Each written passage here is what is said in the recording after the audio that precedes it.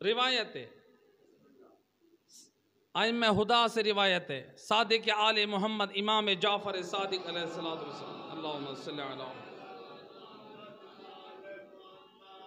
جب حضرت آدم کو اللہ نے خلق کیا تو اس وقت حضرت آدم نے جب اپنی نگاہ اپنی آنکھیں کھولی، ایک مرتبہ حضرت آدم خدا سے کلام کرتے ہیں، یا رب لما خلقتنی، اے بار الہ تو نے مجھے کیوں پیدا کیا ہے؟ یقیناً اے اللہ بے غرض و غایت تو کسی چیز کو خلق نہیں کرتا، میرا اللہ تو نے مجھے کیوں خلق کیا؟ آواز قدرت یا آدم انظر الی ساق العرش، اے آدم عرش کے دامن کی طرف نگاہ کر۔ حضرت آدم نے دیکھا تو لکھا تھا لا الہ الا اللہ محمد الرسول اللہ۔ کوئی شک نہیں ہے۔ چلیں ان کے ماشاءاللہ ان بزرگوں نے ایک اور نقطے کی طرف متوجہ کر دیا۔ آج دنیا کہتی ہے آپ کلمہ میں علی ولی اللہ کیوں پڑھتے ہیں؟ کہتے ہیں کہ نہیں کہتے؟ علماء اہل سنت کی 4 کتابیں، ینابی المودہ، المودہ فی القربہ، اور اسی طرح سے 2 اور کتابیں بھی ہیں جن کے بعض کے ترجمے ہو چکے ہیں، بعض اردو میں لکھی گئی ہیں۔ علماء اہل سنت نے یہ کتابیں لکھی ہیں کہ سید الرسل فرماتے ہیں جب میں معراج پر گیا رأیت مکتوبا علی باب الجنہ، میں نے جنت کے دروازے پہ لکھا ہوا دیکھا لا الہ الا اللہ محمد الرسول اللہ علی ولی اللہ واخو رسول اللہ۔ یا علی، دنیا کہتی ہے آپ کلمہ میں علی ولی اللہ کیوں پڑھتے ہیں؟ اور میرا دوست ہم سے نہ پوچھ، نبی نے بتایا، اللہ نے جنت کے دروازے پہ لکھوایا، نبی نے آ کر امت کو بتایا، ہم تو اللہ کے لکھے ہوئے اور نبی کے بتائے ہوئے کو پڑھ رہے ہیں۔ صلوات پڑھ دے محمد وآل محمد صلی اللہ علیہ وسلم۔ اعتراض کرنا ہے تو اللہ پہ اعتراض کر، جو اللہ نے جنت کے دروازے پہ کیوں لکھوایا۔ یہ میرا ایک الگ موضوع ہے، اللہ نے کس کس جگہ علی ولی اللہ لکھوایا، لیکن آج فقط شان مصطفیٰ بیان کر۔ ایک صلوات پڑھے محمد وآل محمد اللہ صلی اللہ علیہ۔ تو حضرت آدم نے دیکھا لا الہ الا اللہ محمد الرسول اللہ۔ حضرت آدم کہتے ہیں بار الہ یہ کیا ہے، یہ کس ہستی کا نام ہے؟ آواز قدرت آئی لولاہ لما خلقتک یا آدم، میرا آدم نبی اگر یہ ذات مصطفیٰ خلق نہ ہوتی تو میں تجھ آدم کو بھی خلق نہ کرتا۔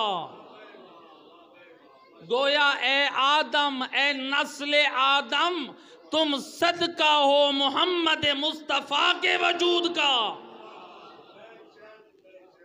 سید الرسل کی ذات کو خلق کیا تو اس کے صدقے میں اللہ نے آپ کو بھی خلق کیا۔ روایت کہتی ہے جب حضرت آدم خلق ہو چکے نا، اس وقت انہوں نے توجہ کی بی بی حوا کی طرف، حکم خدا ہوا آدم میری کنیز کی طرف توجہ تب کر، پہلے نکاح کا خطبہ پڑھ اور حق مہر ادا کر۔ اللہ نے بتا دیا میرے نزدیک پاک رشتہ وہ ہے جو نکاح اور حق مہر کے ساتھ ہو۔ حضرت آدم کہتے ہیں اے کنیز خدا، اے بی بی تیرا حق مہر کیا ہو؟ بی بی کہتی ہیں یا نبی اللہ، اگر میرا حق مہر ادا کرنا چاہتے ہیں آپ ایک مرتبہ محمد وال محمد کی ذات پہ صلوات بھیج دیں۔ صلی اللہ علیہ۔ میں کہا کرتا ہوں پہلا نکاح اتنا مبارک تھا جس کا حق مار اتنا پاک تھا۔ اللہ نے نسل آدم میں برکت رکھ دی۔ صلوات پڑھے محمد والے۔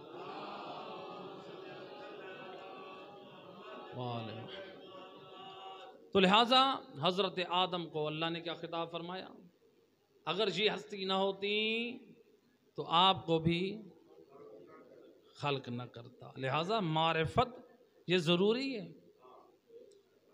آئیں معرفت کا ایک اور مرحلہ، ایک اور روایت کہتی ہے ایک دن حضرت یوسف بازار میں آئے، بی بی زلیخا بازار کے کونے میں بیٹھی ہیں، نبی کے وجود کی خوشبو سے پہچان گئی اللہ کا نبی آ گیا۔ لیکن میرے مصطفیٰ کی شان یہ ہے، روایت کہتی ہے سید الرسل جس گلی سے گزرتے تھے 3 دن تک آپ کے وجود کی خوشبو رہتی۔ اللہ، یہ سید الرسل کے خصائص میں سے، سید الرسل کے پسینے سے بھی خوشبو آتی تھی۔ اگر آج انسان 2 دن نہ نہائے نا، چاہے وہ باپ بھی کیوں نہ ہو، ماں بھی کیوں نہ ہو، جس کی اولاد عزت کرتی ہے، وہ بھی کہتی ہے بابا آپ کے بدن سے بو آ رہی ہے۔ قربان جاؤں، مصطفیٰ کے پسینے میں بھی اللہ نے خوشبو رکھ دی۔ اسی لیے میرے اور آپ کے بدن پہ پسینہ آ جائے تو ہمارے بدن پہ مکھیاں آ بیٹھتی ہیں۔ کیوں آ بیٹھتی ہیں؟ یہ جو پسینہ ہے یہ ہمارے بدن سے فاضل مادہ نکلتا ہے، جو گندا پانی، جو اندر کی جراثیم اور بیماریاں جب وہ باہر نکلتی ہیں، اس لیے مکھی کی عادت ہے وہ گند پر بیٹھتی ہے۔ جب مصطفیٰ کے وجود میں گندگی ہے نہیں، جب ہمارے بدن سے پسینہ نکلتا ہے تو ہمارے بدن پہ مکھی بیٹھتی ہے۔ اللہ اکبر۔ اور مصطفیٰ کے بدن پہ کبھی ایسی کوئی چیز نہ بیٹھی۔ اگر کوئی بیٹھا ہے تو وہ وارث نبی بیٹھا ہے،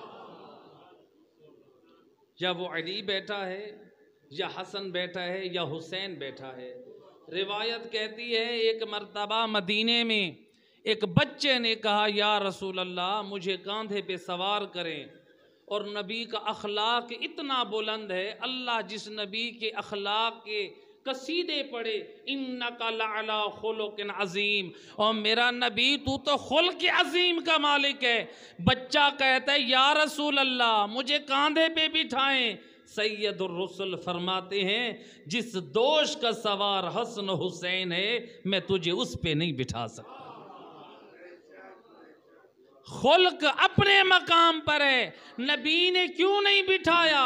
اس لیے اگر نبی ہر ایک کو بٹھا دیں پھر کیسے امت کو پتا چلے گا امام حق کون ہے؟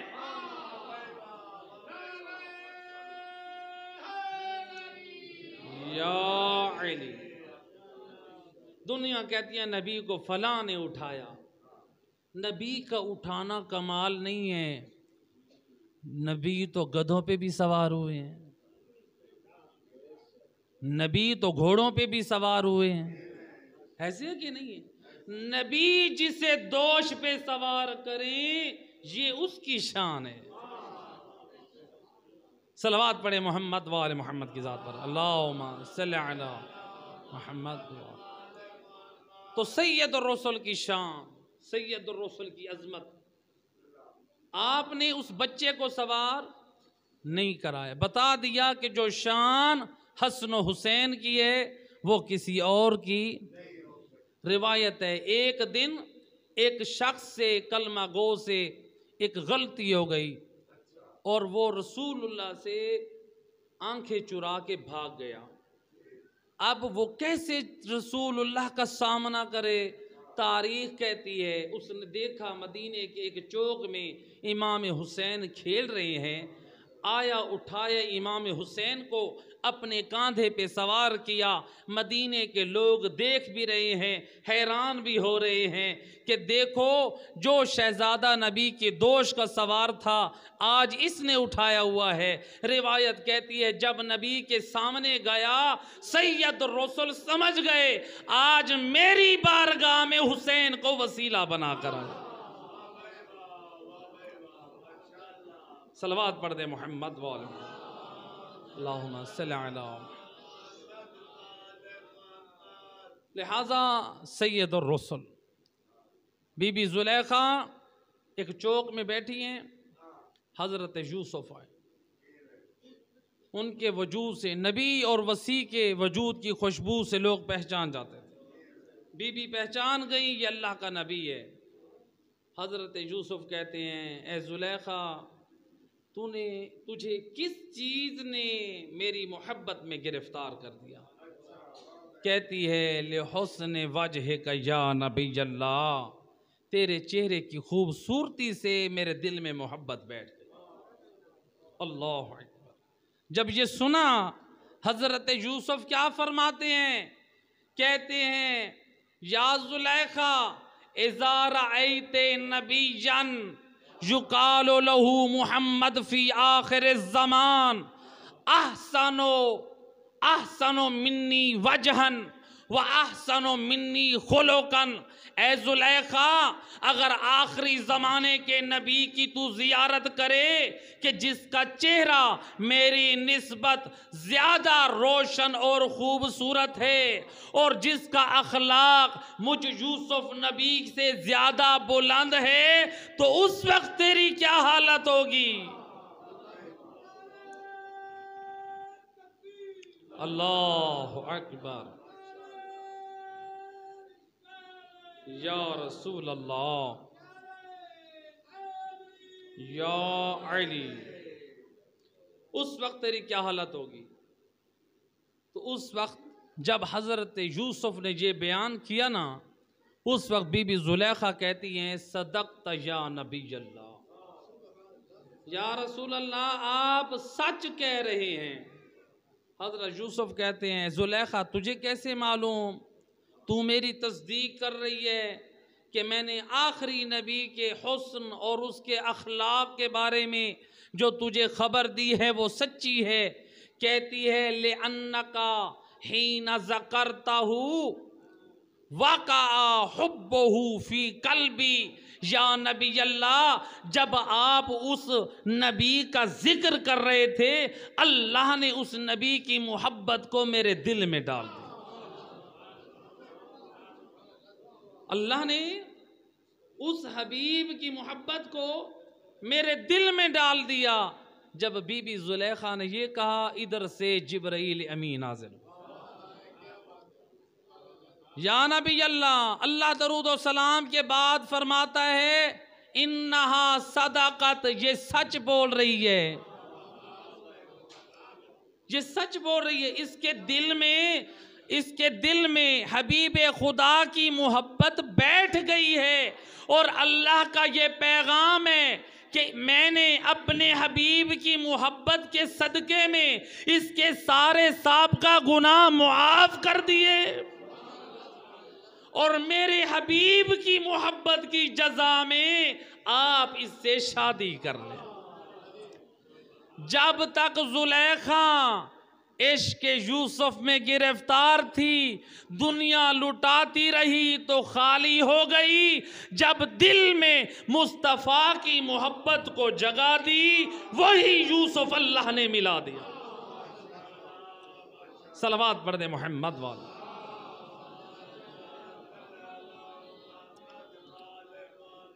لہٰذا حضرت یوسف بھی کہہ رہے ہیں کہ رسول کا حسن مجھ سے زیادہ ہے.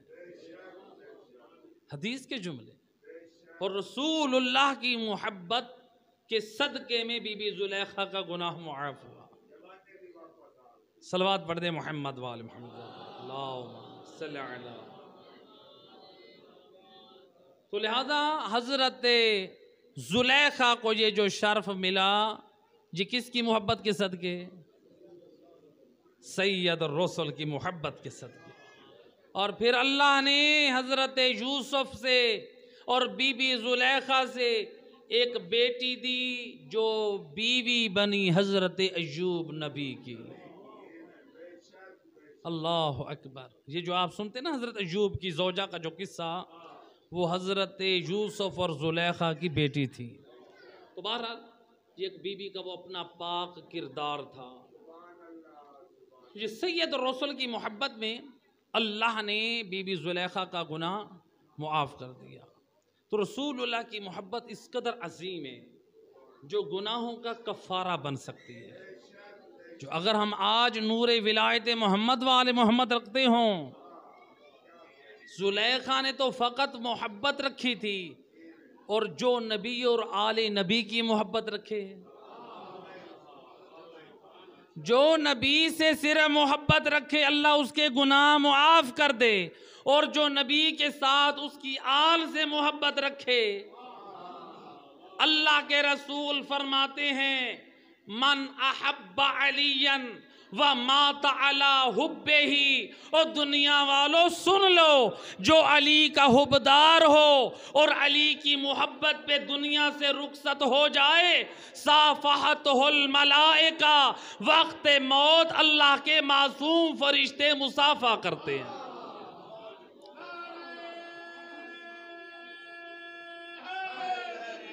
یا علی۔ اور فقط روایت یہاں تک نہیں ہے، وَزَارَتْهُ أَرْوَاحُ الْأَنْبِيَاءِ، انبیاء کی ارواح جنت خلد سے آ کے اس مومن کی زیارت کرتے ہیں۔ اے حبدار علی، تیری عظمت کو سلام۔ اس لیے پاک پیغمبر فرماتے ہیں من صافح مومنا لحب علی، جو کسی مومن سے مصافحہ کرے اس وجہ سے کہ اس کے دل میں علی حیدر کرار کی محبت ہے۔ کیا ہے؟ کون کہہ رہے ہیں؟ نبی کہہ رہے ہیں۔ جو علی کے حبدار سے مصافحہ کرے، غفر اللہ 70 سنہ، اللہ اس کے 70 سال کے گناہ معاف کر دے۔ صلوات پڑھ دے محمد۔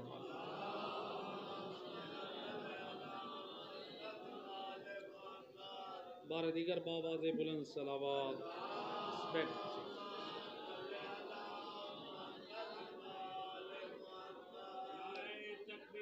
اللہ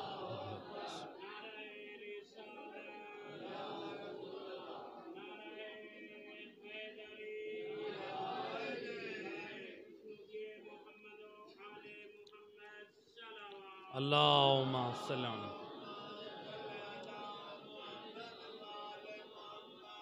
ماشاءاللہ، یہ جو درود پڑھ رہے ہیں نا، یہ معمولی عبادت نہیں ہے، یہ بھی بڑی عظیم عبادت ہے۔ آپ دیکھتے ہیں نا جہاں سبزہ ہوتا ہے، پھول ہوتے ہیں، وہاں پر شہد کی مکھیاں زیادہ ہوتی ہیں۔ کیوں ہوتی ہیں؟ رس چنتی ہیں۔ روایت ایک دن نبی اور علی ایک باغ میں موجود تھے۔ ایک دن نبی بیٹھے ہیں تو شہد کی مکھی نبی کا طواف کر رہی، نبی کا طواف کر رہی ہے۔ علی مولا کہتے ہیں یا رسول اللہ، یہ شہد کی مکھی آپ کا طواف کیوں کر رہی ہے؟ کہتے ہیں یا علی، آج یہ میزبان بن کے ہمیں دعوت دینے آئے۔ اللہ اکبر، یہ حیوان آل محمد کو دعوت دینے آئے ہیں۔ اور آج مومن بھی تمنا کرتے ہیں کہ ہم بھی رسول اور آل رسول کی دعوت کرتے، کاش ہم اس زمانے میں ہوتے، ہم دعوت کرتے، کاش ہم بھی اپنے ائمہ خدا کی زیارت کرتے۔ میرے ساتویں امام، امام موسیٰ کاظم علیہ السلام صلی اللہ علیہ وسلم، امام فرماتے ہیں او ہماری نور ولایت کا دم بھرنے والو، جو ہماری دعوت کرنا چاہتا ہے ہم تک رسائی نہیں ہے، وہ ہمارے حبداروں میں سے نیک اور سہلے لوگوں کی دعوت کرے، اللہ کے نزدیک ایسے ہے جیسے ہم آل محمد کی دعوت۔ نیک اور مومن، دیکھو آل محمد چاہتے ہیں ہمارے مومن جڑ جائیں، حبداران آل محمد اکٹھے ہو جائیں، وہ آل محمد آپ کو متحد دیکھنا چاہتے ہیں، آپ کو ٹوٹا ہوا نہیں دیکھنا چاہتے، وہ چاہتے ہیں تسبیح کے دھاگے میں ایک طرح سے جمع ہو جاؤ، بکھرے ہوئے دانوں پہ تسبیح نہیں پڑی جاتی۔ لہذا آل محمد ہمیں یکمشت دیکھنا چاہتے ہیں۔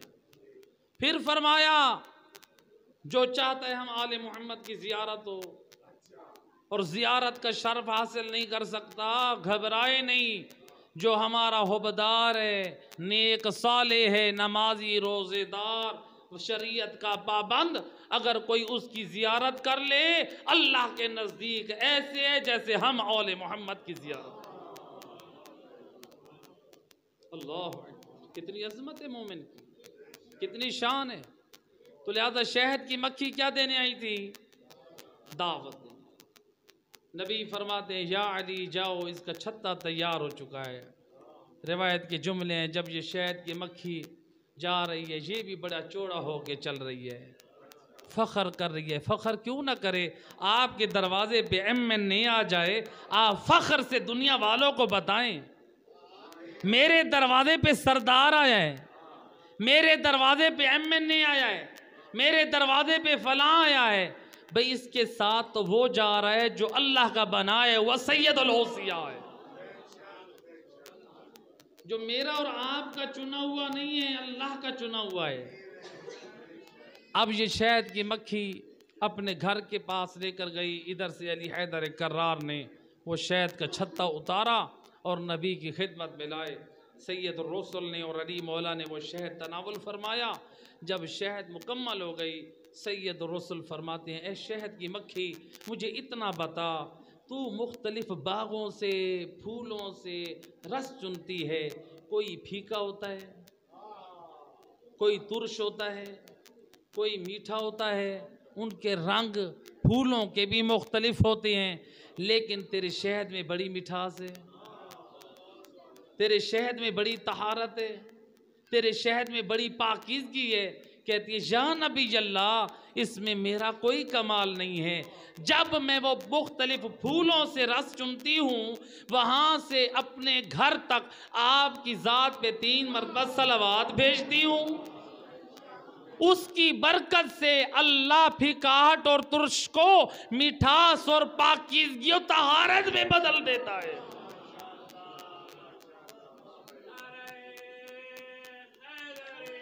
یا علی اللہم صلی علی محمد۔ اب میرا سوال ہے، شہد کی مکھی افضل ہے یا ہم افضل ہیں؟ ماشاءاللہ، اللہ قرآن میں فرما رہا ہے وَلَقَدْ كَرَّمْنَا بَنِي آدم، ہم نے اولاد آدم کو فضیلت بخشی ہے، وہ اشرف المخلوقات ہیں۔ تو میرا دوست اگر شہد کی مکھی آل محمد کی ذات پہ صلوات بھیجے تو پھیکا اور ترش رس مٹھاس اور طہارت میں بدل جائے، اور جس کے دل میں نور ولایت آل محمد ہو، اگر ان کی زندگیوں میں درود آ جائے اللہ جانے کتنی زندگی کی تلخیاں مٹھاس میں بدل جائیں، اللہ جانے کتنی زندگی کی معصیت کی جو گناہ ہماری زندگیوں میں جو کڑواہٹ ہے وہ طہارت میں بدل جائیں۔ وہ اپنی خلوتوں کو اپنی جلوتوں کو پاک رکھ اس ذکر صلوات کے ذریعے۔ اللہ صلی اللہ علیہ وسلم۔ بعض لوگ کہتے ہیں ہمیں جو ہے قرآن پڑھنا نہیں آتا، آپ کو درود تو پڑھنا آتا ہے، اس میں تو نہ وضو کی ضرورت ہے نہ غسل کی ضرورت ہے.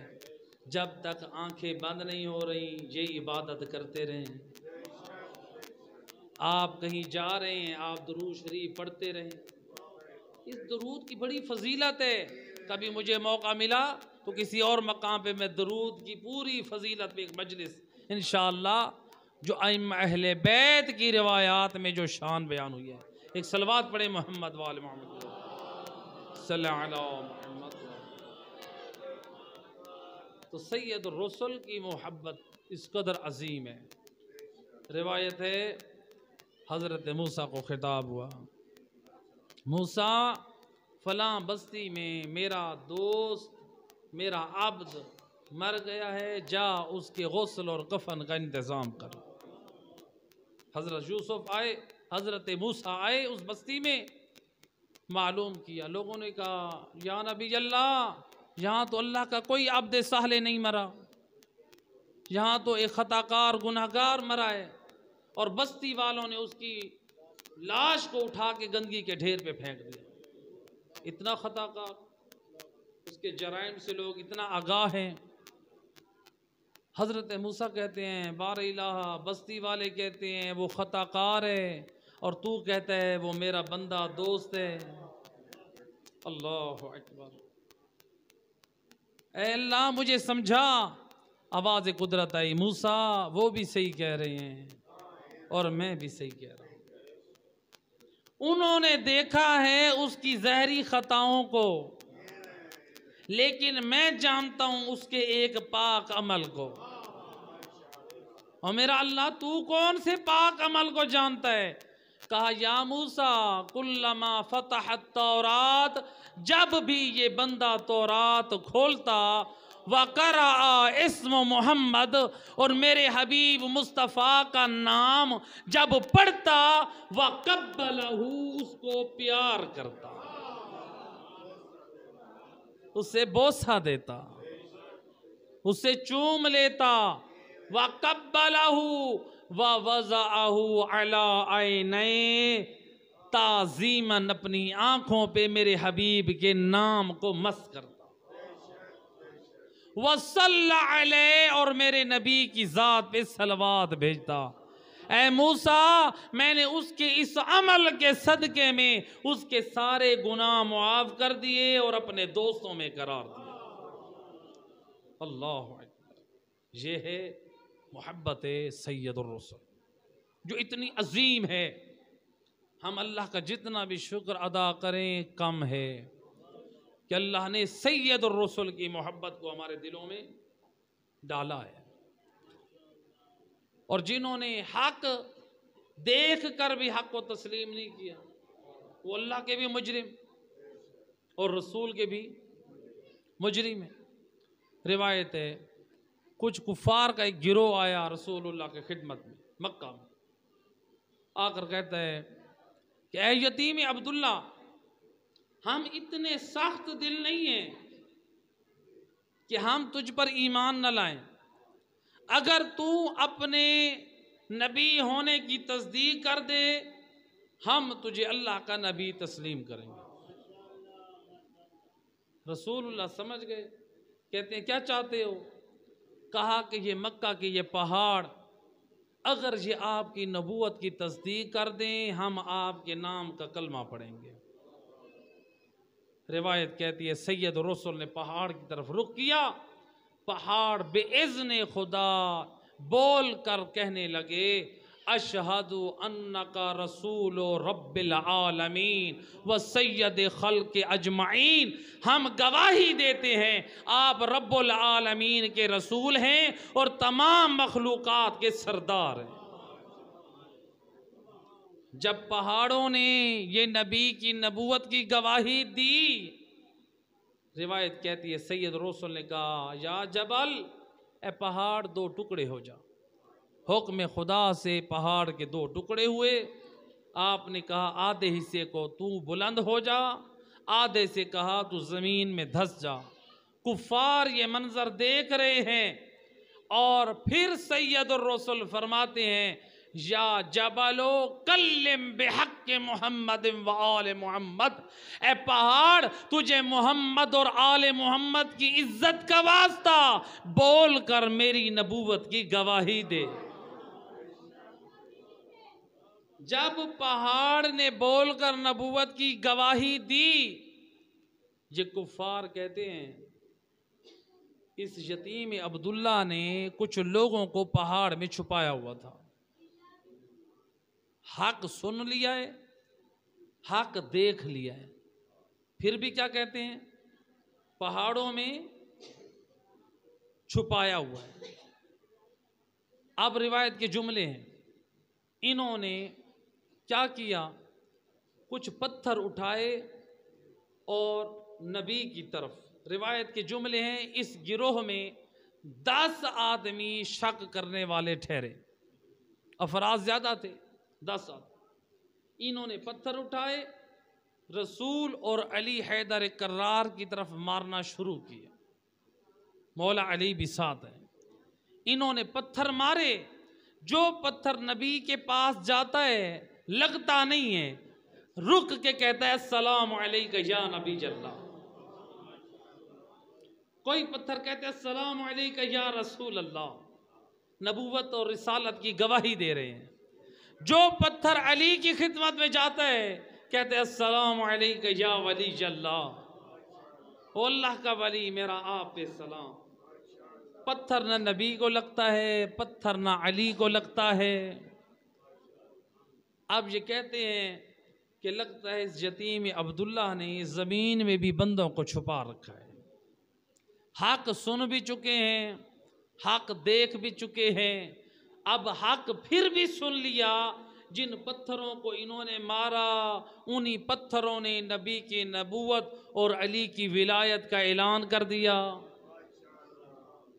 پھر بھی نہیں مان رہے، پتھر انہوں نے خود اٹھائے، پھر بھی کہتے ہیں کہ نبی نے، یہ یتیم عبداللہ نے یہ بندوں کو زمین میں چھپا رکھا ہے، ماننے نہیں ہے۔ روایت کہتی ہے یہی پتھر جب انہوں نے انکار کیا یہ جملہ کا، وہی پتھر آ کر ان بد نصیبوں کو لگے، یہ سارے وہیں ہلاک ہو کے جہنم واسے۔ اب یہ خبر مکہ شہر میں پھیلی، قریش کے بڑے بڑے لوگ جمع ہوئے، جو ہلاک ہوئے پڑے تھے۔